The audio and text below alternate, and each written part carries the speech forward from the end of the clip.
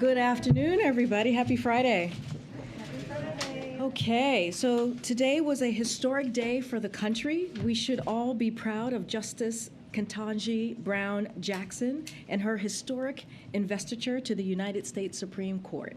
More than 100 justices have served on the United States Supreme Court over the past 200 years. But today, for the first time, Americans and people across the world will see 4 women sitting on the bench. And today, for the first time, Americans will see a Black woman serving on our nation's highest court. This is a proud day for America, for our democracy, and in particular for women and Black women. This fulfills major promises President Biden made to help make sure our Supreme Court bench reflects the diversity of our nation, and more broadly, to strengthen the judiciary by fighting to nominate and confirm federal judges at a fast rate. He promised his nominees would be experienced, committed to the rule of law, and that they would represent diverse personal and professional backgrounds. Since taking office, President Biden has made 143 nominations. 84 have been confirmed, which is standout progress. And of his 143 nominees, 68% have been women and 66% are people of color. He's nominated groundbreaking first, who would be the first Black, Latino, and AAPI judge to serve in their circuit or district around the country. Today, as we celebrate Justice Ketanji Brown Jackson investiture, we also want to celebrate the many others across the country making history. And the president is going to keep building on what he sees as one of his proudest accomplishments, and he thanks the Senate for their leadership on this issue as well. Finally, as you heard directly from the president a short time ago, our hearts are with everyone impacted by Hurricanes Ian and also Hurricane Fiona. The president remains in regular touch with the state and local officials and spoke with Florida Governor Ron DeSantis and South Carolina Governor Henry McMaster this morning. FEMA Administrator Deanne Criswell is also on the ground in Florida today. Since before the storm made landfall, President Biden has been clear that it is a priority for the entire administration to get those impacted by the storm help that they need. 1 week ago, the president issued an emergency declaration for Florida, which meant we could pre-position teams and resources like food, water, and generators on the ground. Yesterday, the president did the same thing for South Carolina in anticipation of the storm hitting there. Currently, efforts are focused on saving lives and search and rescue as part of an unprecedented level of coordination with the Florida National Guard and state and local responders. Teams started search and rescue missions before daylight yesterday and are continuing that effort today. By the end of yesterday, they had already saved hundreds of lives and completed thousands of structural assessments, allowing people to safely return to their homes. Federal teams are continuing to assess damage and work to restore critical services, ensuring emergency power is available to critical infrastructure like hospitals, and evaluating bridges, airports, and ports as well. We're also continuing to support the people of Puerto Rico as they recover from Hurricane Fiona. We're providing support for emergency response, recovery, and power restoration efforts, and covering 100% of the cost of public assistance, debris removal, and more. We have over 1,000 federal response workers on the ground, and we are providing millions of dollars to repair highways and bridges as well. We are also investing millions of dollars to make Puerto Rico's infrastructure, including its power grid, more resilient to climate change. The people of Florida, South Carolina, Puerto Rico, and everyone impacted by these storms have the full support of the federal government. And as you can see today, finally, we are joined by National Security Advisor Jake Sullivan at the podium to talk about the United States response to Russia's attempts to annex parts of sovereign Ukraine. And with that, I will let Jake take to the podium. Go ahead, Jake. Thank you for being here. Thank you, Karine. As Karine said, I will have an update for you all on Russia, but first I want to take a moment, just as Karine did, to acknowledge the devastation of Hurricane Ian and the millions of people who have been impacted by this terrible storm. And as Karine said and the President said earlier today, our hearts are with the people of Florida, South Carolina, and the Southeast. As President Biden made clear, we're going to do everything we can across this White House and across this government to support the people who have been impacted by the storm with the full resources of the federal government as communities endeavor to recover and then to rebuild. I also want to say a special word of thanks to our first responders at every level of our government for everything they are doing and for the life-saving and dangerous missions they've undertaken over the last 2 days to keep people safe. And if you'll indulge me, just a word on what was a very important foreign policy development yesterday. President Biden hosted a historic U.S. Pacific Island country summit. He released the first ever U.S. Pacific Island strategy. He announced over $810 million in additional expanded programs to help these countries combat the climate crisis, provide development assistance, enhance maritime security, and more. And finally, President Biden and all 12 Pacific Island presidents who joined him here at the White House for this summit issued a joint declaration to strengthen our partnership and to chart an affirmative vision for the region. Today, as you all saw just a little bit ago, President Biden issued a strong condemnation of Russia's fraudulent attempt to annex sovereign Ukrainian territory. This act is a flagrant violation of international law, and it has no legitimacy. Unfortunately, it's also not surprising. It's straight out of Putin's playbook of deceit, disinformation, and aggression, and we've been warning about it for months. In fact, I've stood at this podium and warned about it several times, including as recently as last week. Based on our information, every aspect of this process was pre-staged and falsified under orders from the Kremlin. The sham referenda were held at gunpoint. Ukrainian civilians were forced to cast ballots through coercion, intimidation, and in some cases under the watch of armed guards. Saying that it somehow reflects the will of the people is an absurdity. The United States will never recognize these actions. The world will never recognize these actions. And we will stay the course, as the President told you earlier today. We have built, led, and maintained an extraordinary and coordinated response with our allies and partners, and that response will continue. As President Biden said, we will not be deterred. So what does that mean specifically in reaction to what has just happened? First, as we saw from the Treasury Department and as the President underscored, we are sending a clear warning from the United States government, supported by all of our G7 partners. We will sanction and impose export controls on any individual, entity, or country that provides political or economic support to these attempts at annexation. We have put in place authorities to enable us to do that rapidly and efficiently. We are also announcing new sanctions today that target additional Russian government officials and leaders, including State Duma members who are accomplices in these fraudulent actions, and including the central bank governor. We are also sanctioning Russian and Belarusian military officials, and we have specifically targeted defense procurement networks, including international suppliers supporting Russia's military-industrial complex. Second, we will continue to provide military equipment so that Ukraine can defend its territory and its freedom. Today, President Biden will sign legislation from Congress that contains more than $12 billion in additional funding for Ukraine, and we are grateful for the continued support.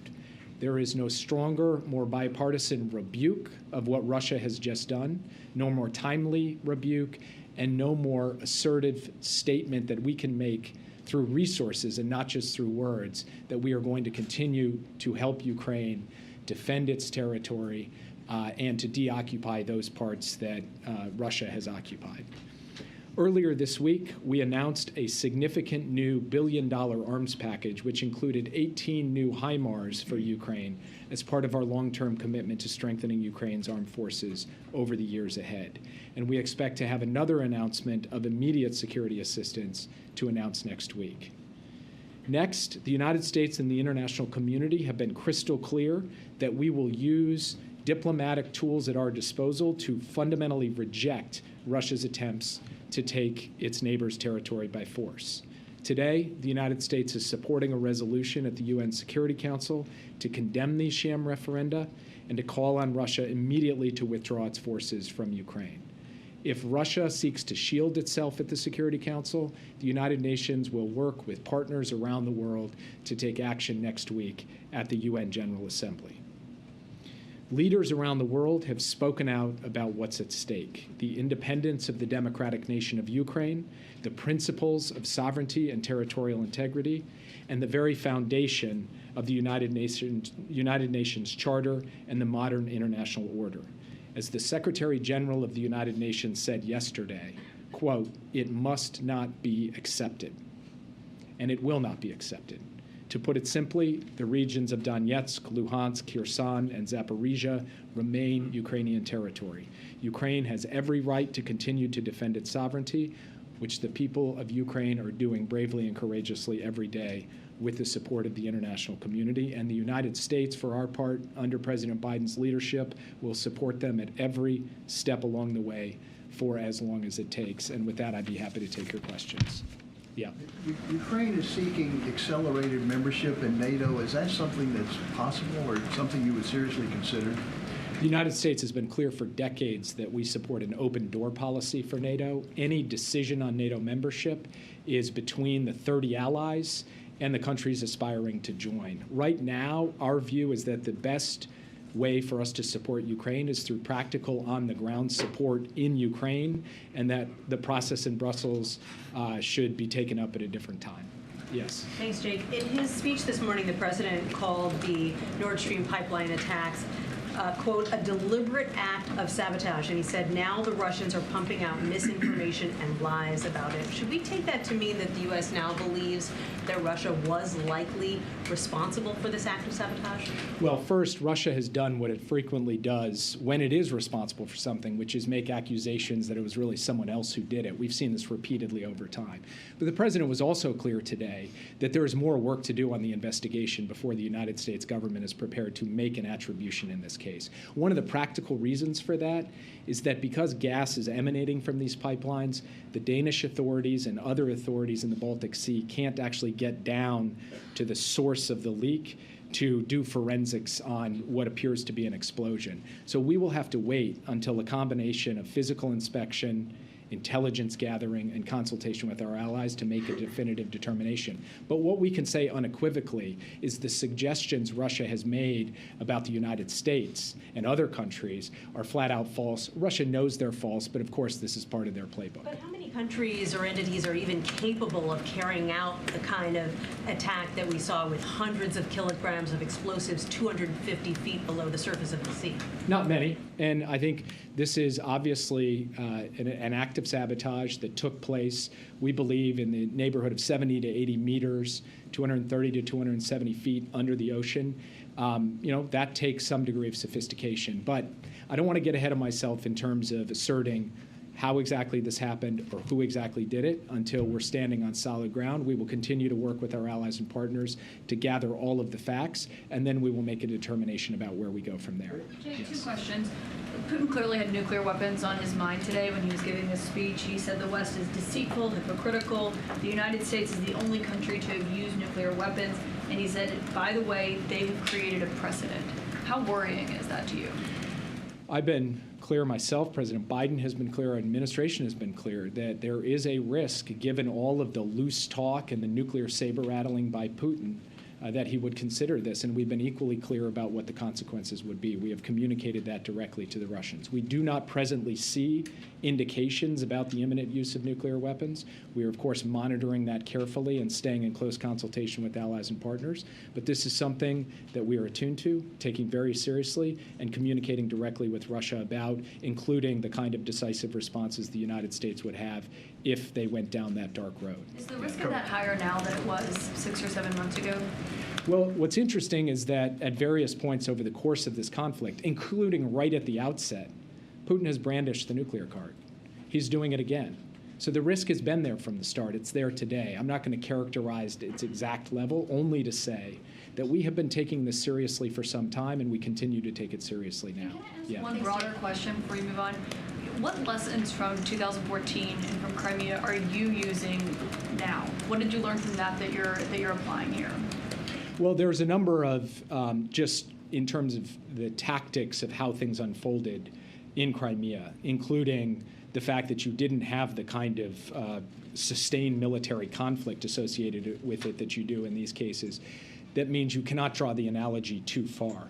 On the other hand, one of the things that we have been clear about from the start of this conflict, and even in the months that preceded it, when I stood at this podium and warned that it was coming, is that we were going to be prepared with clear, swift, and very certain responses. And so when I stand here before you today to talk about sanctions, to talk about new funding, to talk about new transfers of military equipment and diplomatic initiatives that are unfolding the very day that Putin gives his speech, that is all the product of months of planning and coordination with our allies and partners so that we do not allow time to elapse, so that we seize the diplomatic initiative, and so that we communicate very clearly we will not accept this, and we will help equip the Ukrainians to push back aggressively against it, even as we rally the international community to condemn it.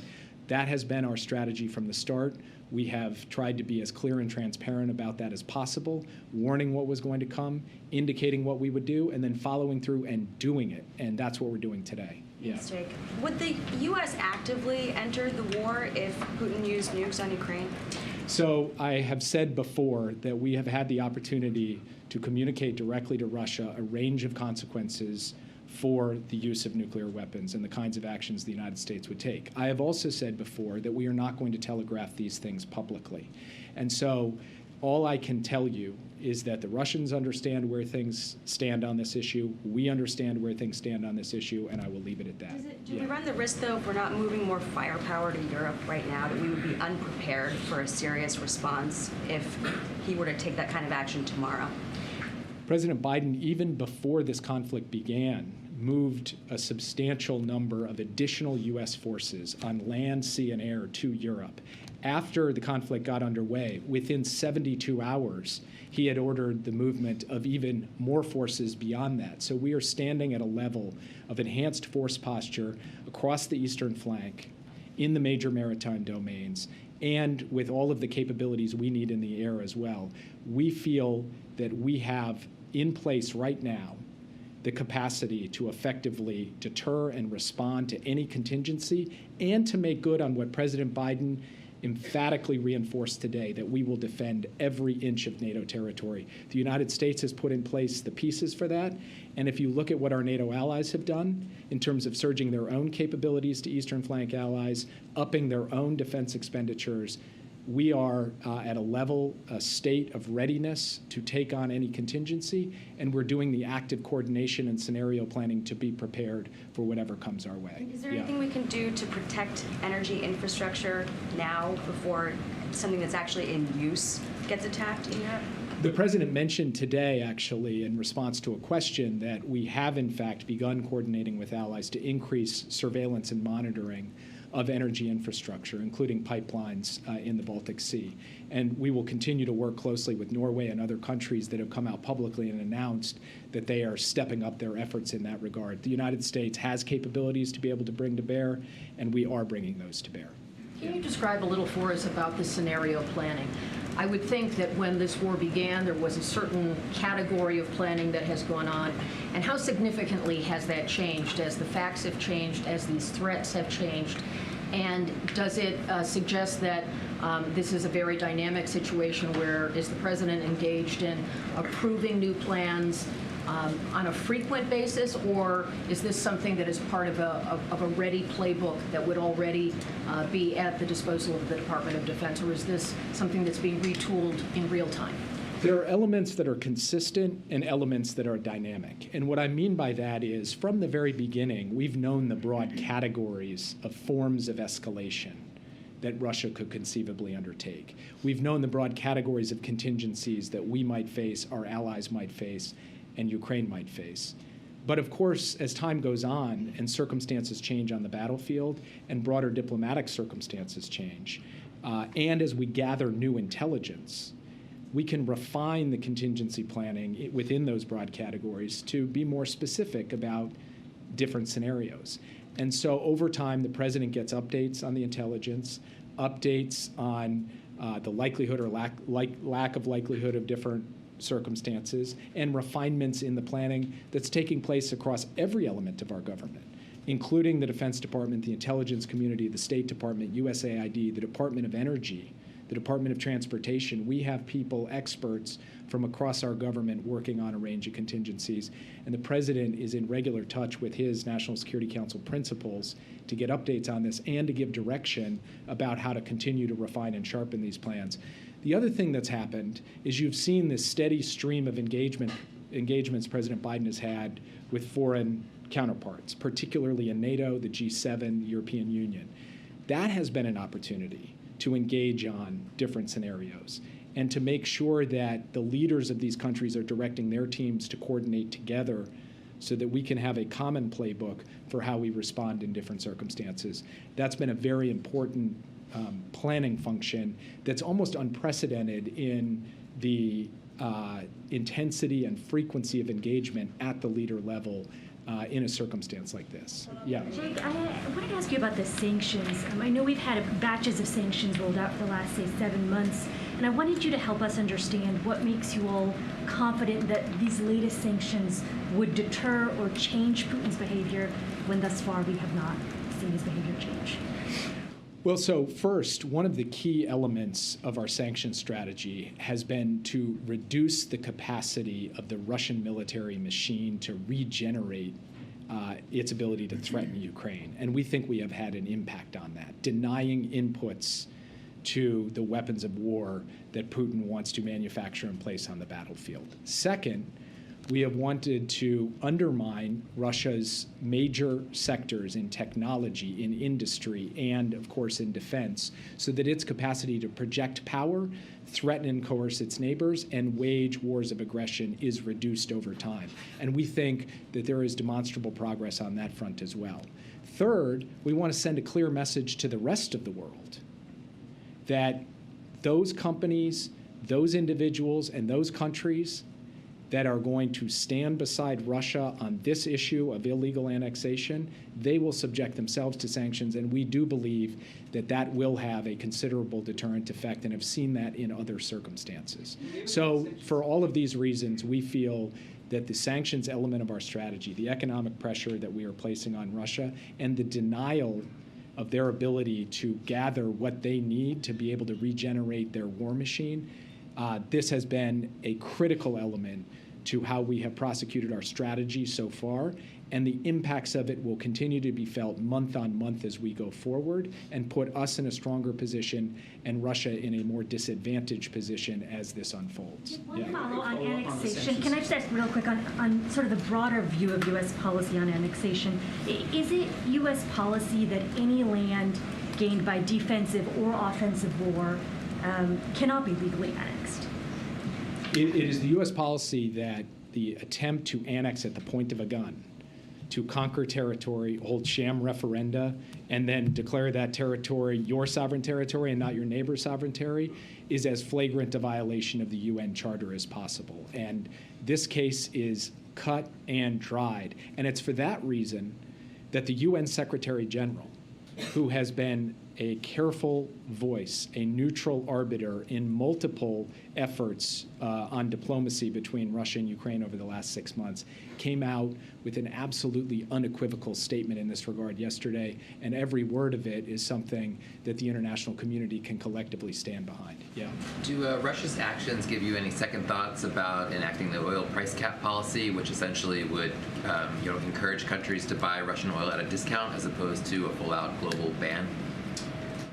We're continuing down the road of negotiating alongside our G7 partners and working with countries who are purchasers or prospective purchasers of Russian oil, what the parameters in terms of a price cap would look like. We are not currently discussing a change in that policy, but rather continuing to find ways to both protect global energy markets and to deny revenues to Putin to feed his war machine. That is our fundamental objective. We believe this is the best method by which to achieve that objective, and we're not looking at a fundamental course correction on that at this time. Yeah. Are you concerned there could be attacks on U.S. and Western infrastructure after the Nord Stream 1 incident? We have to be concerned about the possibility of Russian action, Russian aggression against Western infrastructure, Western facilities. We have been concerned about that from the beginning of the war. We don't have any specific intelligence to share with you today on that, but that is the reason we do contingency planning. It is the reason that we send strong deterrent messages like the President today saying that the United States will defend every inch of NATO territory, and it's why the President said today that we've elevated our surveillance and monitoring of critical infrastructure in NATO territory in the event that it is put at risk, either physically or through cyber means or otherwise, and we will continue to do that. Say there is a heightened concern about that possibility. Well, before this war even began, I stood at this podium and said the possibility that we could see attacks in the United States, cyber attacks, or we could see attacks in Europe, whether physical or cyber, was real. It was real then, it remains real today, and what happened with Nord Stream 1 and 2 only reminds us that it is real. Yes. Thank you.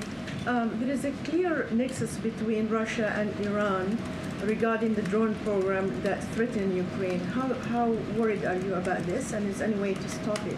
And will you impose more sanction on Iran in the aftermath of the killing of Ms. Amini that you yourself condemned, and also they issued some sanctions, but do we expect more sanctions on the Iranian regime?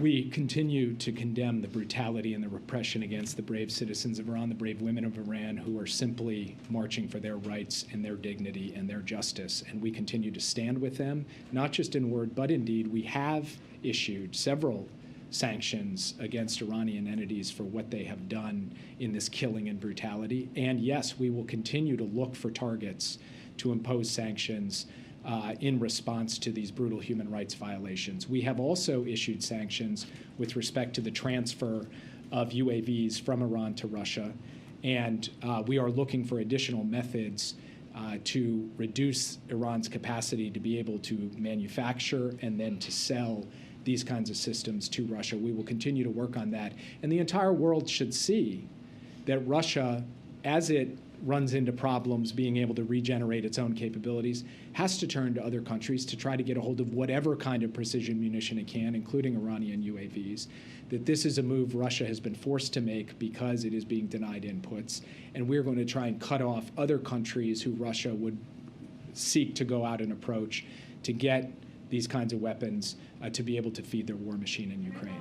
Yeah. Can I very quickly ask whether the profile of weapons and stuff being sent is changing, and in particular whether you have a view on whether tanks should be provided to Ukraine either by the U.S. or by other countries facilitated by the U.S.? And separately, while we have you, it's been about a year since that AUKUS deal was announced. I'm wondering if you have any update on the status of that. Are the Australians going to be buying American submarines, British submarines, or a combination of the two? Actually, our leaders just recently put out a statement following the one-year anniversary of the AUKUS announcement, which took place last September, just over a year ago, and we've made substantial progress over the course of the past year. We feel very good about the trilateral cooperation on the submarine program. We think that we have a good path forward. I'm not going to get into specifics on exactly what the nature of the platform will be. That some of the details of that need to continue to be worked out, but even more importantly, I need to protect the sensitivity of it. I will just say that our three countries are very much on the same page about the path forward, and there has been significant progress from concept 1 year ago to now the process of actually putting this in place. We also are pursuing a significant number of advanced capabilities through the AUKUS partnership in cyber, artificial intelligence, and other areas. We've seen significant progress on those as well, and there are certain areas where we are looking to bring in other partners as well as part of an open platform approach. With respect to tanks, we actually have facilitated the provision of tanks to Ukraine from some of our Eastern European partners who have provided the same type of Soviet-style tanks that the Ukrainian army trained on and is in possession of, and we will continue to do that. In terms of other weapon systems, what the President announced this week was a further provision of HIMARS, which we have provided before. We expect the next package will be a re-up of many of the capabilities that the Ukrainians have moved so effectively, and I don't have any announcements of new and additional capabilities beyond that. Jake, what about NATO standard tanks, the Abrams tanks, Leopard tanks, like a higher, more modern tank? That's what is being sought by either the Ukrainians or advocates for it. Are you ruling that out, or is NATO ruling that out? I'm not ruling anything out. I will say I don't have any announcement on a U.S. tank today, and in terms of German tanks, I would refer you to the Germans, who are in their own consultations with the Ukrainians on that. Thanks, Jake. Senators Blumenthal and Graham introduced legislation yesterday that would cut off U.S. military and economic aid to nations that recognize Putin's annexation of Ukraine. Does the White House support this proposal, or would it consider such a policy move like this? So I haven't had a chance to read the legislation, and in these circumstances, the details end up mattering. But at a broad level, the basic proposition that we should be imposing economic costs on countries, individuals, and entities that are providing political and economic support to these annexations, not only do we agree with that, I just announced that from this podium today. We are going to do that ourselves under executive authority. And I want to issue a clear warning to those who would think about providing political and economic support to these annexed territories or to Russia's efforts to justify and defend the annexation.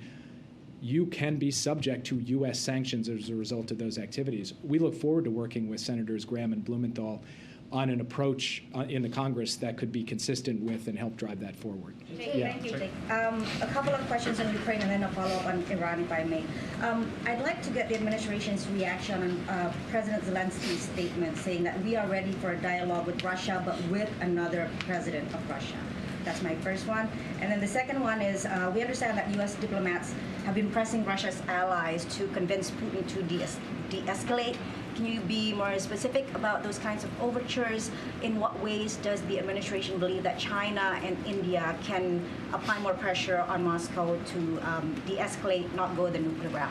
So on your second question, we think any country that believes in the principles of the UN Charter, and frankly, that should be every country that signed up to the UN Charter, should be taking on its measure of responsibility to communicate directly to the Kremlin that what it is doing is wrong, it is unjustified, and it must stop.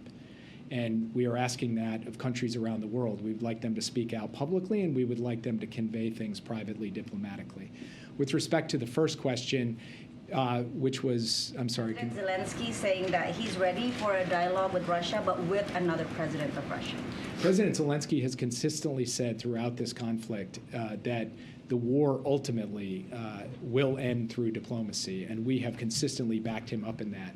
I would have to refer you to him on that precise statement and what he means by it, but what I will tell you is that we have had daily engagement with the president, his chief of staff, his foreign minister, his defense minister, and much communication, of course, between our military and their military to make sure that we are understanding one another well, that we are transparent about the support we're providing and the strategy they're pursuing. That continues today, and that will continue every day from here on out. Share the sentiment of President Zelensky that a dialogue is only possible with another president and not Vladimir Putin? I don't know the context of the statement, unfortunately, so I can't answer it in the characterization you've just provided it. What I will say is that President Biden believes that a diplomatic solution in Ukraine is possible, but it is only possible according to the basic terms of the UN Charter that everybody signed up to. That's what he said in his UN speech last week. He continues to believe that quite strongly, and in his conversations with President Zelensky, they've been of the same mind on that point. Please, a follow-up on Iran. On the pipeline, did I hear you correctly to say that the U.S. government has ruled out the involvement of any European allies, including Eastern European countries, some of whom are very angry about that pipeline and in the sabotage? And that we do not believe that this was the work of any NATO ally. And then, more broadly, Putin in his speech cast this as a kind of cultural struggle, with Russia standing for tradition and the U.S. and the West standing for Satanism, for attacking the family and traditional values and things like that. How do you answer that argument? I mean, it's raving. The fact that he's using words like Satanism is, to me, precisely the kind of over-the-top rhetoric and ranting that you hear from someone who has no basis to justify what is a colonial and imperial land grab. And so rather than fill in any kind of logic or moral defense of what he has done, he has to resort to these kinds of absurd arguments. And I think that can be plain for the entire world to see. Yeah, Thank and you so much. this will be the last one, so that I can Thank you, Jake. On another topic, what is your expectation for the election in Brazil this Sunday? What are you going to be watching for? And how fast is the White House going to recognize the result once it's announced? I don't make predictions about American elections, so I promise you I will not make predictions about Brazilian elections or the elections of any other country. So, thank you, guys. Question about Ukraine. Thank you. Thanks for coming. Thank you. Thank you so much, Jake. We don't have much time because I know folks have to gather, but Colleen, you want to kick us off? Sure. Karine, can you give us an update on the president's plans? Will he go to Florida? Will he go to Puerto Rico? And then also, do you have any idea how much money you'll have to request from Congress yet to replenish the disaster fund? So I'll say this, the continuing resolution in Congress, as you all know, is voting. They're voting on this all today, so we'll help ensure that FEMA has the resources it needs to address immediate response and recovery needs, including those in Puerto Rico and also in Florida. So we will remain in close touch, obviously, with Congress on continuing to evaluate that. As far as what's currently happening, look, the president's been very clear. He wants to focus on what Florida needs, what Puerto Rico needs, and they both have the full force and the full support of the federal government, and we will continue to have close conversations with the officials on the ground to make sure that they have the people in Puerto Rico and the people in Florida have what they need. As you heard, he spoke to the South Carolina governor today, offering those same that same support. One of the things that I just want to reiterate, which is really important about what we have seen these last couple of days, more than a week, is if you think about what the president was able to do in Florida and what the president's going to be able to do in South Carolina, which is pre-position federal employees, responders on the ground in a way that we have not seen before. It is unprecedented what we're seeing, the type of coordination that we're seeing on the ground. And so that is because the president has made this a priority, and he wants to make sure that we are offering all of the support. Just to name a few, because this is, we think, important. This is the FEMA Urban Search and Rescue, the U.S. Coast Guard, the Department of Defense, DHS, the Department of the Interior, working hand in hand with the Florida National Guard and state and local responders. And these teams are doing the work day and night to make sure that they're rescuing folks on the ground, but also offering water, food, and generators as well. When the president does go to Florida, whenever that might be, does he want to meet with Governor DeSantis personally? So, I want to be very clear about this. This is not about politics, right? This is about the people of Florida and what they need. When we saw Surfside, the horrible, catastrophic, building falling in Surfside and killing so many Floridians not too long ago, over a year ago, you saw Governor DeSantis and you saw this president sit side by side talking about how they were going to work together to make sure that community got everything that they need. So this is not about politics. I don't have anything to share about a trip that the president's going to be making. He spoke for himself yesterday. It's something that he wants to do when it's appropriate in Florida. He does want to also go to Puerto Rico, and once we have an announcement to make, we surely will make that announcement. Apparently a meeting today between the administration and oil executives. Could you tell us a little bit about that? What's that for? For sure.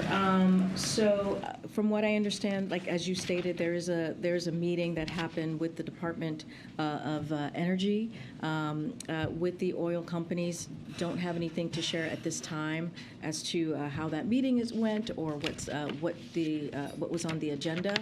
But certainly it is an important meeting as we look at continuing to keep those gas prices and oil prices down for the American people. As soon as I'm sure there'll be a readout and some more information to share to all of you. Go ahead.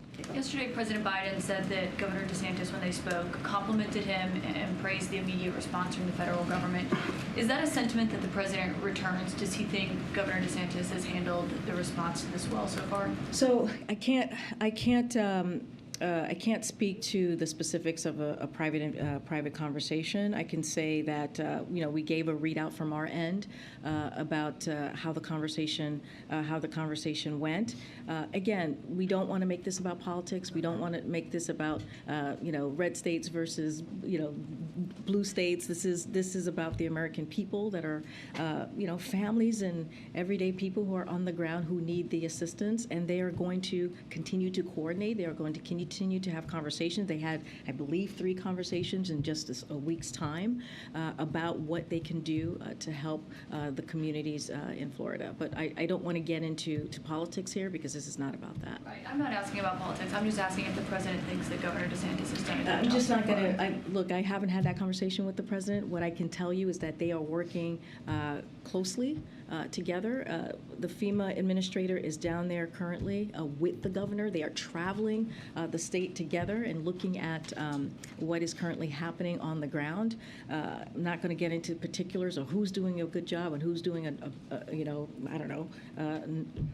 could do a better job, I should say. Right now, we are working closely, hand in hand, with the officials on the ground. We have had multiple conversations, not just this president, but also the FEMA administrator. And you can see the fact that they've had conversations, the fact that the FEMA administrator is on the ground, that this is a working relationship that is about the people of Florida. I'm not going to get into scorecards here. I don't think you got called. Yeah, thanks. Just real quick, is the president will sign the CR today? Is that the idea? I don't have any. That's a very good question. I don't have any specifics on that. I know it takes some time. Like there's mechanics that need to be handled on the Congress side before a bill gets here. I don't have any specifics on when that gets signed. Clearly, he will sign it as soon as he's able to do that. Okay, and is the White House still committed to an early October timeline for the application for student loans to go public?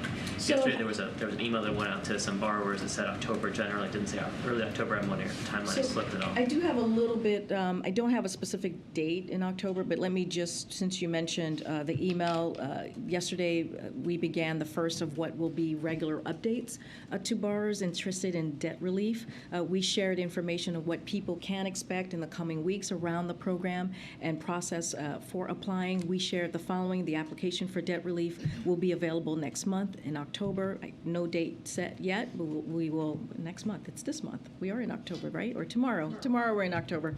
The application will be a short online form. Borrowers won't need to upload any documents or use their FSAID to support their application. The application will be available from October 2022 through December 2023. Once an individual submits a form, the Department of Education will review the application, determine if the individual is eligible for relief, and will work with their loan server to process the relief.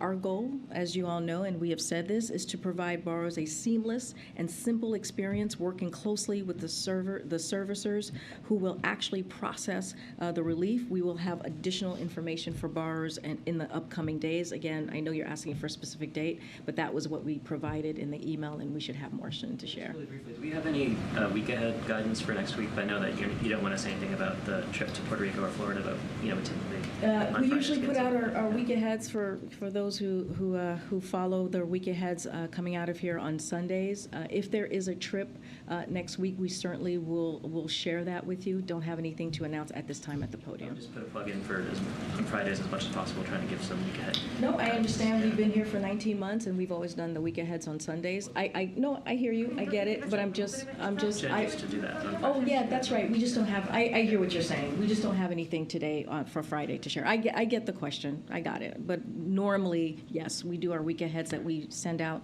on Sundays. And you're right. We used to do that on Fridays. I just don't have anything to share. And we will try and be more proactive in doing that on Fridays for sure. Go ahead, Jackie. Thanks, Karine. A couple times this week, the president came after oil and gas companies. He threatened again to investigate instances of price gouging. But John Kirby said yesterday that he hadn't seen any evidence of that happening. And I remember the president first put out this this call for the FTC to investigate possible price gouging in November of last year. So my question to you is, why does he keep throwing that out there, and does it have anything to do with the possibility that OPEC could announce a production cut next week and we might start to see prices come up? Is he trying to deflect away from... So, as you know, we're not going to speak to OPEC Plus. We are clearly not a partner or part of OPEC Plus. So they are an independent entity, and we allow them to make their news and their announcements on their own. What we're saying is we're just making sure that while people are we are all dealing with a hurricane, that gas and oil companies don't take advantage of it. It's just a little bit of a, hey, we want to make sure in this time when people are losing their homes, when people are dealing with an incredibly difficult time, that we shouldn't take advantage of it. That's it. It is just coming from the president, and we feel that coming from the president is a powerful voice. And so, look, we know that disruptions from hurricanes can pose challenge to markets, but the latest projections show that major refineries should not be impacted by Hurricane Ian. And so we're just making it very clear to the oil companies. The president is making it very clear to the oil companies. So there's nothing more to it than just being vigilant about that. Does it all run the risk, though, of further fraying the relationship between the administration and these? There's been, obviously some space between, their position, industry head's position, and the White House in terms of attitudes toward fossil fuels and, sort of casting of blame from side to side. The companies will say, well, the Biden administration is hostile, and that's why, we can't ramp up production. Does this kind of rhetoric make it worse? I think so. As you know, the oil companies are currently meeting with officials, White House officials, and the Department of Energy. And so, look, I think the president thinks that he is standing up for the American people and making sure that oil companies are passing on the savings that they're getting to consumers. And we have said that time and time again. And this is something that the president thinks it's important to use his platform to do so. Thanks, Karine. Can you give us, I know you're not going into the week ahead, but for the weekend, President Biden is in town. He's going to the Congressional Black Caucus dinner tomorrow night. Are there other things he's doing this weekend, anything related to the hurricane that he's planning to? Well, he is getting regularly, daily updated on Hurricane Ian. As you've heard him say many times, if we have anything else to share, we certainly will. As I mentioned, Administrator Criswell is in Florida, so when she, either before she gets back or when she gets back, she certainly will give the president an update on what she saw on the ground. So that'll be very important. And she has spoken to him many times, multiple times this week. So again, he'll get a daily update, as he has been for the past week or so, on both Hurricane Fiona, when that was happening, and currently with this hurricane. And we will have more to share if there's any other calls that he makes on the ground with officials as well. The other thing I wanted to ask was, you had said the other day that Jackie Walensky's family was going to be here today for a bill signing. Has that happened? Is it happening? It wasn't on the schedule. So yeah, and as you all know, we don't put every bill signing on the schedule. As you can imagine, this is a personal moment that the president was doing. Like I mentioned in the briefing a couple of days ago, and as you just stated, the president has been looking forward to hosting the late representative's family and other lawmakers to honor her legacy, and he is signing the bill naming a post office in her memory, and that is happening. It was happening when we started the briefing, so I haven't gotten an update on how that went, but clearly this is an important moment for her family, and so I can give you a little bit of who was in the meeting so that you all know. It included the late representative's husband, mother, brother, staff, and several bipartisan members of Congress, Speaker Pelosi, Minority Leader Kevin McCarthy, Representative Jim Baird, Representative Jim Banks. So this again happened while I was coming to the podium, and as you know, the majority of bill signings are not necessarily always done in public, and so this is that example as well. So Kevin McCarthy was here for the bill signing. Is that the first time has he met? I don't have a kind of a data or on how many times he's been here, so I actually can't speak to that at this time. But he was here for this particular bill signing. We have to remember that the issue that she fought so hard for on ending hunger, ending child hunger, and specifically has been an issue that's been bipartisan, and that's what we saw a couple of days ago from that summit. Okay. Yeah, thank you. The Education Department yesterday tweaked some eligibility issues with the student loan forgiveness plan that it basically say the borrowers with federal loans that are owned by private banks are now ineligible. It'll affect perhaps 770,000 borrowers. I've also seen a couple million. Just curious, is that a disappointment for the White House that you have to make this change, seemingly around some legal issues? And could there be future changes before applications are made that could narrow eligibility further, or is the plan final now? So first, I just want to make sure, because I know this was out there, that the number of borrowers impacted or change in this change is much smaller. I know there was a number of millions, but it's actually much smaller. So our goal from day one has always been to deliver relief to many borrowers as possible, as quickly as possible, and this change helps us achieve that. So we will continue to make sure we zero in on that. Look, the Department of Education continues to explore alternative ways to provide relief to those borrowers with commercially held loans. I do want to say that when you think about what we're trying to do, right? We're trying to give relief to everyday Americans, right? We're trying to give relief to working families. We're trying to give relief to working Americans. And the fact that you see folks out there in Republican states that are making it very hard for us to do that, for us to give a little bit of a breathing room to working Americans, I think it's really unfortunate, because what we are doing is actually popular with Americans. What we are doing is actually giving Americans an opportunity to put money down on a house, an opportunity to start a family. And so that is what, unfortunately, we're seeing that these red state Republican officials are doing. And remember, this is going to help 40 million Americans who truly, really need just a little bit more space. Do you anticipate, though, that the plan is now final, or could there be other modifications like this before the... So I don't want to, I can't speak to that. What I can say is we're going to do everything that we can to explore alternative ways to give relief to those borrowers, these particular borrowers that you were asking me about, that are with commercially held loans. And so we're going to do everything that we can. The Department of Education is going to do everything that they can. Again, this is about giving relief, a little bit of breathing room, some extra kind of opportunity for folks to really, be able to get that house again, to start that family. And so that's what we're going to continue to focus on. I think I have to go. I'm getting but I'll see you all next week, and we will have a week ahead as soon as we can. Thanks, everybody. Thanks for being here.